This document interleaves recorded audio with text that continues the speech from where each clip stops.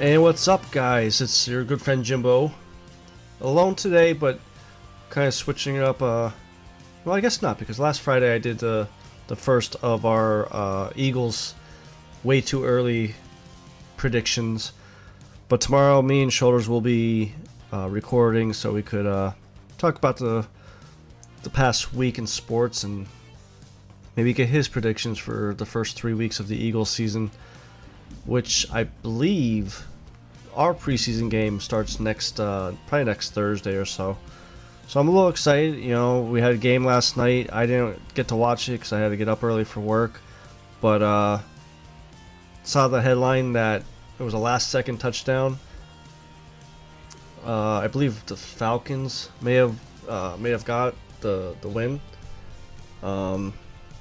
Talking to some guys at work and everything, they said the backup quarterback, obviously Matt Ryan's the starter, but this young quarterback was pretty good. So, not really doing any fantasy football this year, but I may do a little DraftKings here and there. But before we give my picks for weeks 4, 5, and 6 of the Eagles season, head over to Twitter and follow us at ST Sports Podcast. And then follow my personal one at Jimbo ST Sports.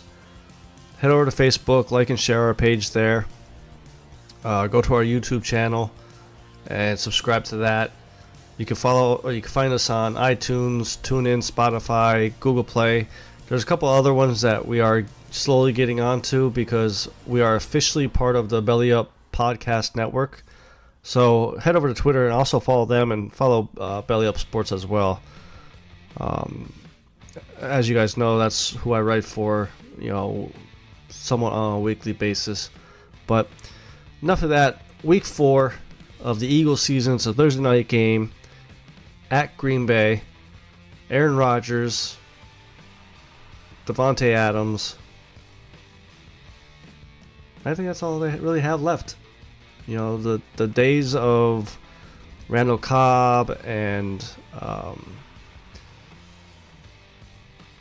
Jordy Nelson, for a second I couldn't think of his name. Really stingy defenses with Clay Matthews and stuff. I think they're finally in a rebuilding process in a way. Even though Aaron Rodgers is still there, they brought a new head coach in, and last season they ended at 6-9.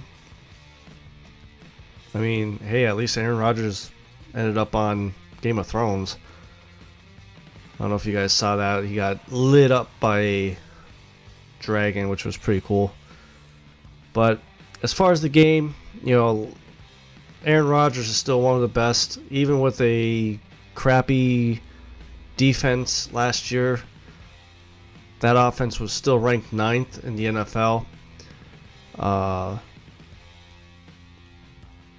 offense, passing-wise, I think we were like 5th or 6th. So, I mean, we kind of match up there. Our rushing offense was terrible. But now with us adding Jordan Howard, Miles Sanders, even though he got hurt yesterday, not too sure what the injury was, but I know they said it's a left foot injury. I didn't see nothing today of how serious it is. But even if he can't go, you got Darren Sproles. Maybe that move looks like a smart move. We don't know. But Green Bay also had a problem with their rushing offense as well. I think going into this game, we just have too many weapons on offense. Even if Aaron Rodgers is able to pick our corners apart, I just can't see their defense keeping up with our offense. I mean, do you try to stop the running game with Jordan Howard and then leave Deshaun and Alshon, wide open over the middle and deep, or Do you try to cover them and let Jordan Howard and Darren Sproles catch the ball out of the backfield and just nickel and dime down the field? I think this may be a rough year for Green Bay. Maybe another 6-9 record. I can't see them being above 500. So with that being said, obviously I'm going to take the Eagles with this one as a win. I'm going to say a 27-13 game. Before I go to the next game, last week's pick I had Philly going 2-1 the first 3 games. Shoulders, I believe, had them 3-0 going, so far. And like I said, we'll find out tomorrow what his next 3 picks would be. Then week 5, we are back at home against the New York Jets, who were 4-12 last year, but did pick up Le'Veon Bell in the offseason. That's a big upgrade over their basically running back by committee last year, which didn't help them at all. Their whole offense was just terrible. Rushing offense ranked 26th, passing 25th. It definitely needed to get somebody to take a little pressure off of Sam Darnold. And I'll give the kid credit. I mean, there was some games that he looked like you saw the potential for the future. But then he had games that showed that he was a true rookie. So I don't think they're going to be 4-12 this year. I think they may be a little bit better. Maybe like a Green Bay Packers, 6-9 or 7-8. But I don't think Le'Veon Bell takes them to the playoffs this year. Defensively, they were good last year. One of the best. Pretty sure they're going to rely on that defense to step up again. And this could be a closer game than people may think because of the Eagles' offense. But going up against that defense, it's going to be tough. But it's going to be one of those, how long can the Jets' defense hang in there before they just get too tired? This may be a Jordan Howard game. Heavy on the run them down till the fourth quarter, late third quarter, and some play action passes and get some bombs to Deshaun. I think they win this game. I think it's going to be closer than people think. Possibly a 17-10, 17-14 game. So to this point, I have Philly going to 4-1. Now this next game, for week 6, we are going out to Minnesota, which I'll never forget about the championship game that we had against Minnesota, the Super Bowl year. My cousin's husband is a Minnesota fan, and we went to my dad's bar to watch the game together, and we ball busted, and I mean, we just trounced them. I've always thought Kirk Cousins was overrated. I think he's a good quarterback. I don't think he's worth the money he got. I think the Redskins messed up for 2 years by keep franchise tagging him. He's not, to me, he's not worth the 20 or 25 million a year he's getting. He's only, to me, like a 15 to 16 million a year. He needs players around him. He's not an Aaron Rodgers who has one receiver and still could put up stats, still put up numbers. He needs a running game to keep that pressure off of him. And unfortunately last year, it showed because the rushing offense was ranked 30th. I mean, I understand Delvin Cook was hurt a lot of those weeks.